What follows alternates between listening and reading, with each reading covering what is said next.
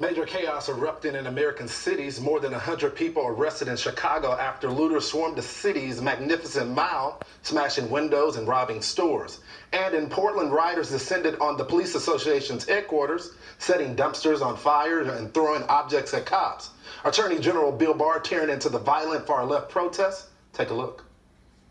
They are a revolutionary group that is interested in some form of socialism, communism. They're essentially Bolsheviks. Their tactics are fascistic. The left wants power because that is essentially their state of grace and their secular religion. They want to run people's lives so they can design utopia for all of us, and that's what turns them on. And it's the lust for power.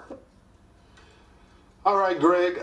Should we expect this? I mean, this is not going to change unless the same type of policies are ran in these cities, right? This is not going to end until city leaders find their spines, which is now, to me, a distinct impossibility. I've never seen a more pathetic array of sad clowns, from Ted Wheeler to Lori Lightfoot to de Blasio. They sell at the cops.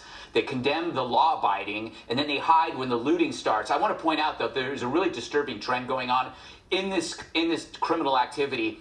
There's too many incidents of looting going on at the same time, so it's coordinated. This is not about protest. Everybody knows that. This is a new strategy that you realize that if you coordinate the caravans, you can overwhelm the police. And so now everybody needs to have the police work overtime. Before, they didn't want the police. But my point is, this is not looting.